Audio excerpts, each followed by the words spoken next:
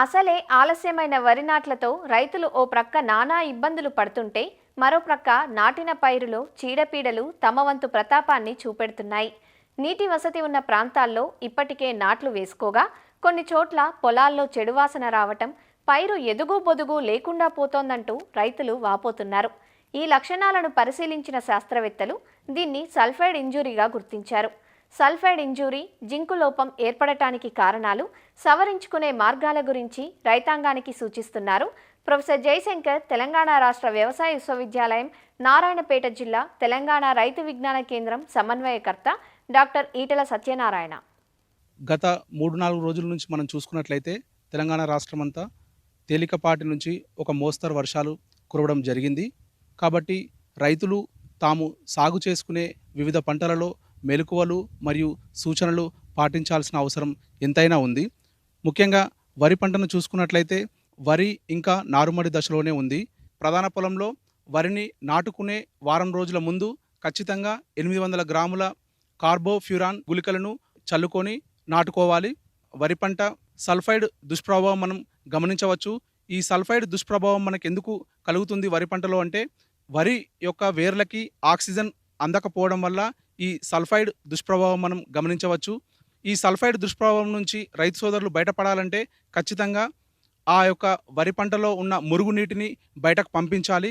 నేలపైన సన్నని నెర్రెలు మనకు కనిపించేంత వరకు ఆ యొక్క వరి పొలాన్ని మనం ఆరబెట్టి తర్వాత నీరు అందించినట్లయితే ఈ సల్ఫైడ్ దుష్ప్రభావం నుంచి బయటపడే ఆస్కారం ఉంటుంది. రైతు సోదరులు ఈ సల్ఫైడ్ దుష్ప్రభావాన్ని ఎలా గుర్తించాలంటే, రైతు గనక పొలంలోకి దిగి చూసినట్లయితే ఆ బురదలో తన యొక్క కాళ్ళు చాలా దిగబడిపోయి ఉంటుంది. అలాగే పంట అక్కడక్కడగా గుంపులుగా పెరిగి పసుపచ్చ రంగులోకి మారిపోతుంది.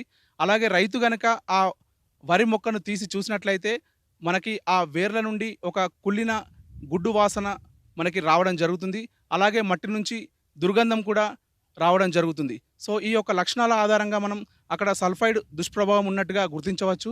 అదేవిధంగా ఈ సల్ఫైడ్ దుష్ప్రభావం ఇంకా ఎలా ఏర్పడుతుందంటే, రైతు సోదరులు కనుక కాంప్లెక్స్ ఎరువులు అయినటువంటి 20-20-0-15 దీనితో పాటు సింగిల్ సూపర్ ఫాస్ఫేట్ లాంటి ఎరువులు వాడినప్పుడు కూడా ఈ సల్ఫైడ్ దుష్ప్రభావం మనకి కనిపించడం జరుగుతుంది. వరిలో 2-4 వారాల వ్యవధిలో మనకి జింకు లోపం కూడా మనం అక్కడక్కడ గమనించడం జరిగింది.